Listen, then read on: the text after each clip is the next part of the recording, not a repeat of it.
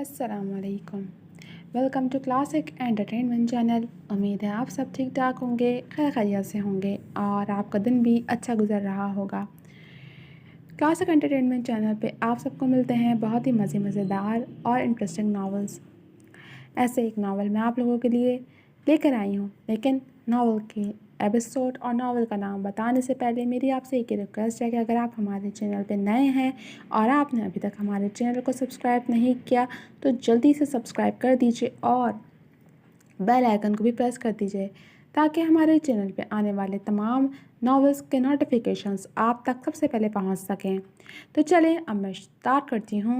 Novel जाने जाना तहरीर किया है शाहनज़ा राजपूत ने, इसके एपिसोड 44।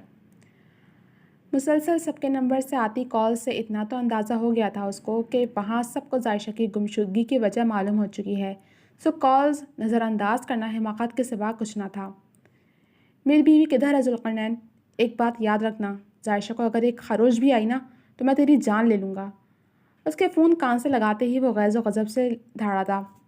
उठ शेर, जायशा भाभी ज़रबान मलिक के पास हैं और मैं अपनी पूरी टीम के साथ ज़रबान मलिक के ठिकाने पर जा रहा हूँ। यू डोंट वरी, जिस तरह उन्हें सही सलामत वहाँ से लेकर गया था उसी तरह सही सलामत उन्हें छोड़कर भी जाऊँगा। जुल्करनैन ने कहा। चूँकि जायशा को दिए गए लॉकेट में ट्रैकर मौजूद था तो वो उसे बासानी ट्रेस कर चुका था और अब अपने अमले के साथ हथियारों से लैस होकर ज़रबान मलिक के ठिकाने पर पहुँचने वाला था। मैं अपनी बीवी की हिफाजत करना अच्छी तरह जानता हूँ, तू बस ये बता कि इस वक्त कहाँ है। और शेर सुरख चेहरा लिए जब के बावजूद गुस्सा कंट्रोल नहीं कर पा रहा था। सर को 2 उंगलियों से ठोंकते वो उधर से उधर चक्कर काटता हालत इस्तराब में था।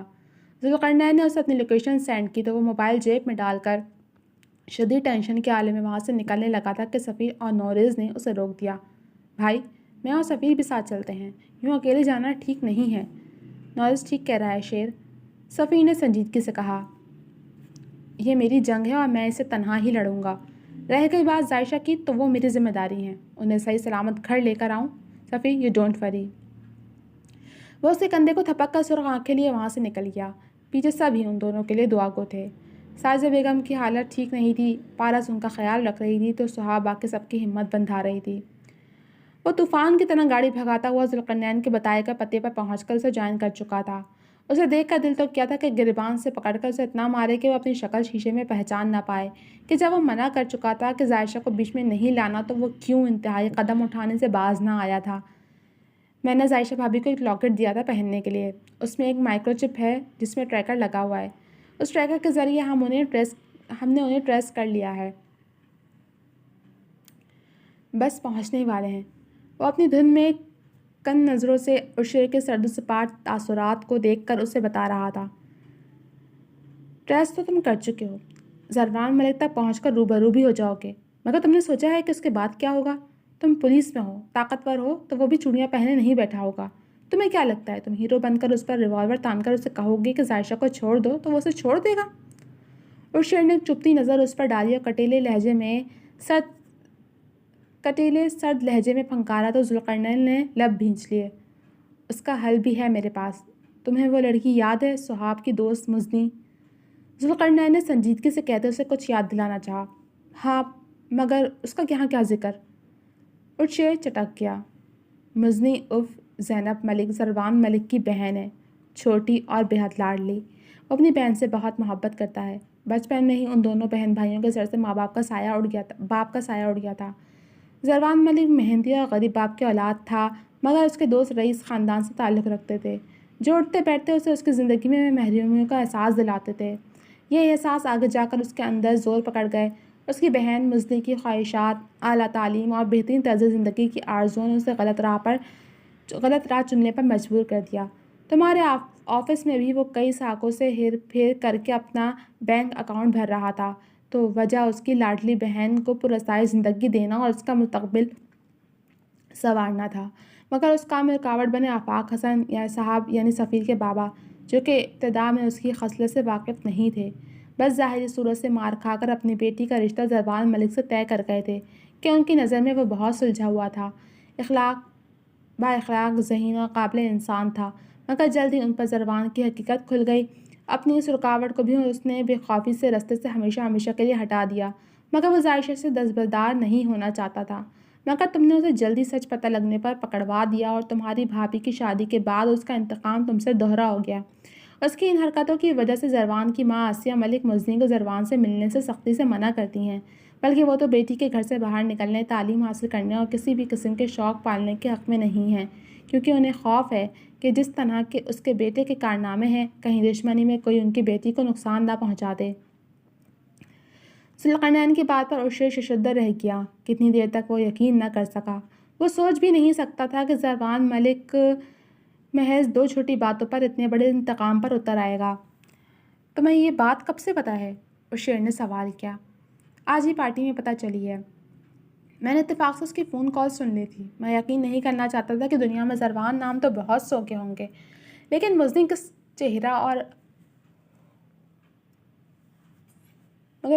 چہرہ اس کے نین نقش زروان ملک سے اس قدر مشابہ تھے کہ میں بھونچکا رہ گیا۔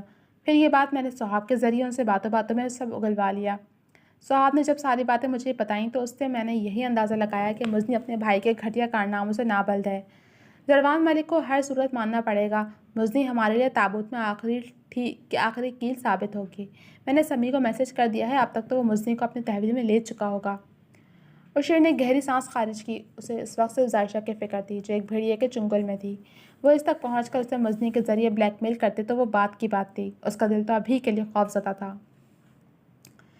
چکراتے سر کے ساتھ اس نے مندی مندی آنکھیں کھولنے کی کوشش کی، جو نشے کے باعث بار بار پلکوں کے بوجھ سے بند ہوئی جا رہی تھیں۔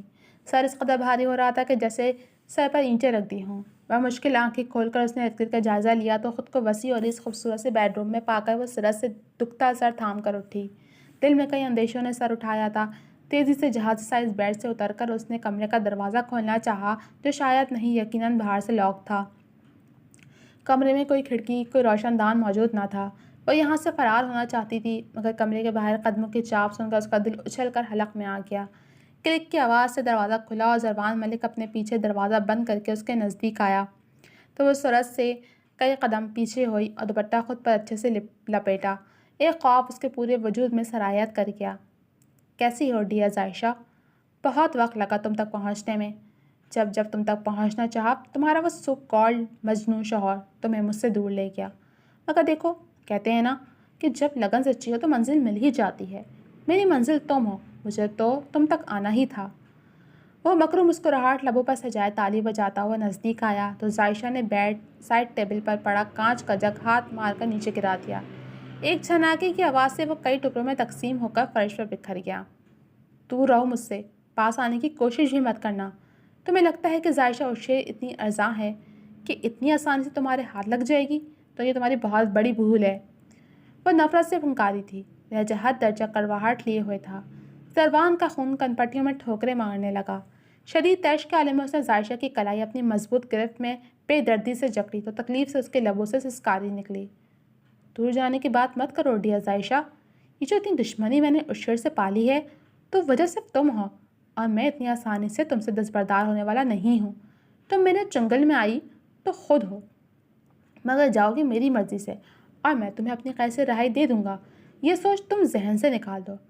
پلان اچھا تھا تمہارا اور اس انسپکٹر کا، مگر وہ کیا ہے نا کہ جہاں اس ASP کی سوچ ختم ہوتی ہے، وہاں سے زروان ملک کی سوچ شروع ہوتی ہے۔ اس کو بالوں سے جکڑ کر وہ جب بولا تو لہجے میں شرارے پھوٹ پڑے تھے۔ عائشہ کا رواں کانپ گیا، مطلب اسے سب پتہ چل گیا تھا۔ مجھ تک پہنچنا اتنا آسان نہیں ہے ڈیئر۔ کچھ ہی دیر میں تمہیں لے کر اس ملک سے فرار ہو جاؤں گا اور عشیر کو تمہیں طلاق دینی پڑے گی۔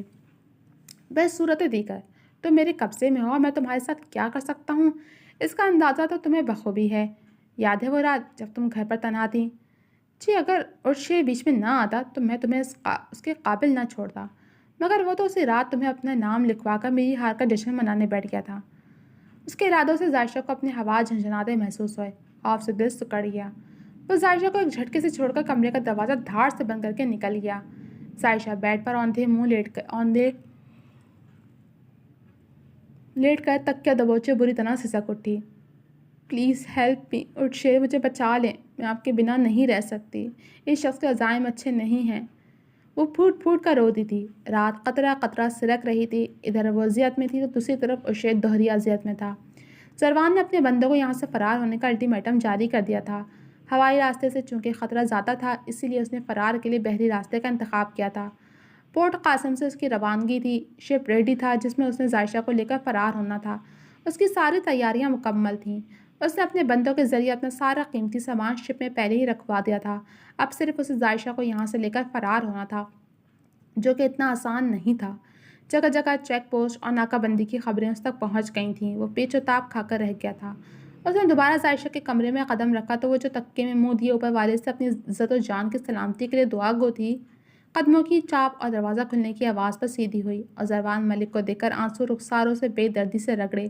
خوف سے پتلیاں سکڑ گئیں، نہ معلوم اب وہ کیا کرنے والا تھا۔ تم کیوں آئے ہو یہاں؟ خدا کے لیے مجھے چھوڑ دو، جانے دو مجھے، میں کسی کی بہن ہوں۔ کیا تمہاری کوئی بہن نہیں ہے؟ سوچو، اگر کوئی اسے اغوا کر لے تو کیسا لگے گا تمہیں؟ وہ تڑپ تڑپ کر دہائی دینے لگی تو اس کی باتوں پر لمحے بھر کو زروان ملک کی آنکھوں میں مزنی کا چہرہ لہرا گیا۔ چپ، ایک دم چپ۔ وہ اتنی زور سے دھاڑا تھا کہ عائشہ سہم کر کے قدم پیچھے ہوئی تھی۔ زروان ملک نے جیب سے بے ہوشی کا انجیکشن نکالا۔ عائشہ کی آنکھیں پھٹ گئیں۔ اس سے قبل کہ وہ کچھ کہتی یا مزاحمت کرتی، اس نے چیتے کی تیزی سے اسے قابو کر کے انجیکشن اس کے بازو میں پیوست کر دیا تھا۔ چند لمحوں میں وہ ہوش و خرد سے بیگانہ ہو کر لہرا کر بیڈ پر گری تھی۔ زروان ملک نے اسے اچھی طرح چادر میں لپیٹا اور فرنٹ سیٹ پر بٹھا دیا۔ چیک پوسٹ پر گاڑیوں کی لمبی قطاریں لگی ہوئی تھیں۔ پولیس کی بھاری نفری گاڑیوں کو بھرپور طریقے سے چیک کر رہی تھی۔ وہ کوس رہا تھا اس وقت جب اس نے اس شاعرہ کی راہ لی۔ وہ اتنی آسانی سے منزل کے نزدیک پہنچ کر شکست نہیں پا سکتا تھا۔ اس نے منصوبہ بنا لیا تھا کہ جیسے ہی اس کی گاڑی کو چیک کرنے کے لیے روکا جائے گا، وہ ناکے پر رکنے کے بجائے گاڑی فل اسپیڈ میں بھگا دے گا، اور ہوا بھی ایسے ہی۔ جیسے ہی حوالدار نے اسٹک سے اس کا شیشہ بجا کر نیچے کرنے کو کہا تو اس نے لب سختی سے بھینچے اور ناکے کو دیکھا، جو اس وقت دوسری طرف سے موٹر سائیکل سوار کو چیک کرنے کے بعد کھول دیا گیا تھا۔ اس نے موقع کا فائدہ اٹھا کر گاڑی فل اسپیڈ پر ڈال دی۔ پوری پولیس فورس الرٹ ہو گئی اور عجیب دھکم پیر مچ گئی۔ کئی گاڑیاں اس کے تعاقب میں نکلی تھیں۔ اوہ شٹ! ذوالقرنین پوری قوت سے چیخا تھا۔ کیا ہوا ذوالقرنین؟ بتاؤ مجھے۔ اس شیر نے اس کا بازو سختی سے دبوچا۔ بھابھی کی لوکیشن تبدیل ہو گئی ہے، وہ پورٹ قاسم کی طرف بڑھ رہے ہیں۔ اس نے گاڑی کی سپیڈ بڑھاتے ہی ٹرن لیا اور گاڑی زروان ملک کے پیچھے لگا دی۔ وہ اس کے بے حد قریب تھے، وہ اس بات سے لا علم تھا۔ پورٹ پہنچتے ہی وہ تیزی سے عائشہ کی طرف بڑھا جو دھیرے دھیرے ہوش میں آ رہی تھی۔ ایک ہاتھ سے اس کا بازو دبوچے وہ دوسرے ہاتھ سے چوکنا انداز میں ریوالور ہاتھ میں لیے تیزی سے پورٹ پر لگی شپ کی جانب بڑھ رہا تھا، جب عین اس کی گاڑی کے پیچھے ذوالقرنین نے جیپ روکی۔ وہ اور ارچے جمپ لگا کر جیپ سے اترے اور گن ہاتھ میں لیے سرعت سے اس کے پیچھے لپکے تھے۔ یو آر انڈر اریسٹ زروان ملک، خاموشی سے اپنے آپ کو پولیس کے حوالے کر دو۔ ذوالقرنین کی بھاری سرد آواز پر زروان ملک کے قدم تھمے تھے۔ عائشہ پر گن تانے وہ اس پر اپنی گرفت مضبوط کرتے پلٹا۔ اس کے گرفت میں پھڑپڑاتی عائشہ کو دیکھ اور شیر نے مٹھیاں بھینچ لیں۔ اس کی سوجی آنکھوں اور بکھرے بالوں اور سراپے پر نگاہ کرتے اس کی شریانیں پھٹنے لگی تھیں۔ وہ سرعت سے عائشہ کی جانب لپکنے کو تھا جب زروان ملک نے ہوائی فائر کر کے اس کے قدموں کو زنجیر کیا تھا۔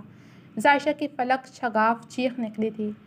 اپنے قدم وہیں روک لو شیر، ورنہ تمہاری یہ حسین چڑیا جس میں تمہاری جان بستی ہے، اس کا بھیجا اڑانے میں سیکنڈ کی بھی تاخیر نہیں کروں گا۔ شیطانی قہقہ لگاتے وہ آخر میں خطرناک حد تک سنجیدہ ہوا تھا۔ عائشہ کو چھوڑ دے زروان، کہ اگر سے خروش بھی آئی تو بدلے میں تجھے بہت بھاری تاوان دینا پڑے گا۔ وہ ضبط کھوتے دھاڑا تھا۔ بے وقوف سمجھا ہوا ہے جو منزل پر آ کر پلٹ جاؤں؟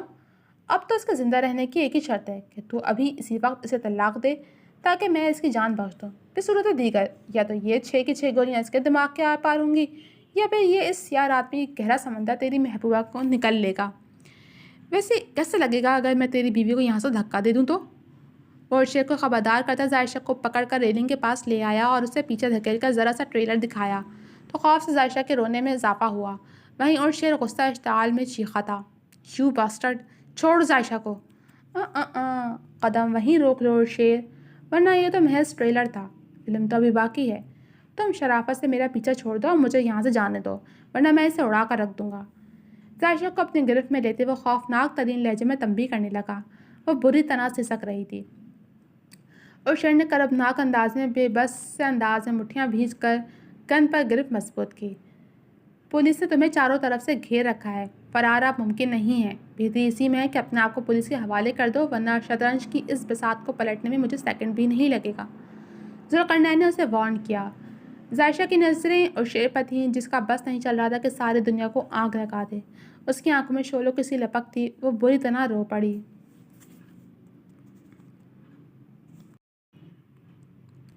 ان گیدڑ بھپکیوں سے نہیں ڈرنے والا میں، میرا اور اپنا وقت ضائع مت کرو اور مجھے جانے دو۔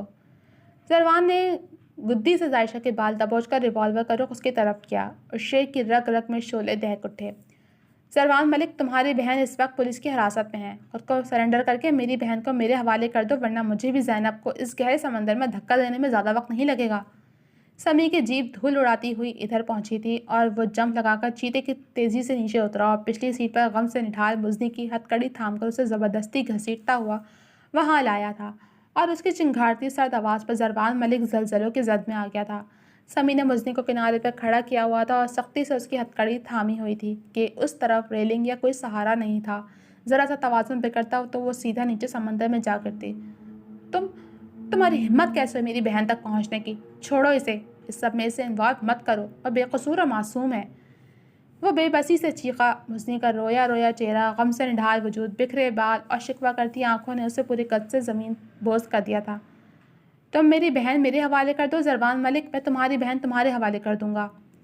اس وقت سب سے اہم ظاہشہ کی جان اور عزت بچانا تھا۔ سمی نے ضبط سے کہا کہ اسے پکڑنا تو دایاں ہاتھ کا کھیل تھا، بس ایک دفعہ ظاہشہ اس کے چنگل سے نکل جاتی۔ ٹھیک ہے، میں یہاں سے ظاہشہ کو روانہ کر رہا ہوں، تم لوگ وہاں سے زینب کو روانہ کرو، مگر یاد رہے کوئی ہوشیاری نہیں۔ چہرے پر سختی جمائے اس نے ظاہشہ کو آزاد کیا تو سمی نے بھی مزنی کی ہتھ کڑی کھول دی۔ ظاہشہ عشیر کی طرف بڑھ رہی تھی۔ زینب اس کے بالکل پاس سے گزر کر جو ہی زروان کے قریب پہنچی تو اس نے پھرتی سے مزنی کو کھینچ کر اپنے پیچھے کیا اور فائر کھول دیا۔ عشیر اس کے اتنی آسانی سے مان جانے پر مشکوک نگاہوں سے اسے ہی دیکھ رہا تھا۔ اس کی جنبش پر عشیر کی نظر تھی۔ جیسے ہی اس نے لوڈڈ گن کا ٹریگر دبا کر ظاہشہ کو نشانہ لیا، وہ برق رفتاری سے ظاہشہ کو گرفت میں لے کر نیچے جھکا تھا، مگر اس کے باوجود اسے سینے میں ایک گولی لگی تھی۔ ظاہشہ کی بے ساختہ چیخیں نکلی تھیں، اس کے ہاتھ عشیر کے خون سے سرخ ہوتے چلے گئے تھے۔ ذوالقرنین برق رفتاری سے اس کی طرف بڑھا اور اسے اٹھا کر جیپ میں ڈالا اور ظاہشہ کو لیے ہاسپٹل کا رخ کیا۔ مزنی نے پھرتی سے زروان کے ہاتھ سے گن اچک لی۔ وہ اس حملے کے لیے قطعی تیار نہیں تھا، یا شاید اسے اندازہ نہیں تھا کہ وہ ایسا کرے گی۔ خبردار، اگر اپنی جگہ سے ہلنے کی کوشش کی تو بہت ہوا آپ کا یہ کھیل تماشا۔ شرم نہیں آئی ایک بہن کے ہوتے ہوئے دوسروں کی بہنوں کی عزت کو پامال کرتے ہوئے؟ چھی، گھن آتی ہے مجھے یہ سوچتے ہوئے کہ میں آپ کی بہن ہوں، ایک کرمنل کی بہن، ایک لٹیرے کی بہن جو دوسروں کی بہنوں کو دن دھاڑے اٹھوا لیتا ہے۔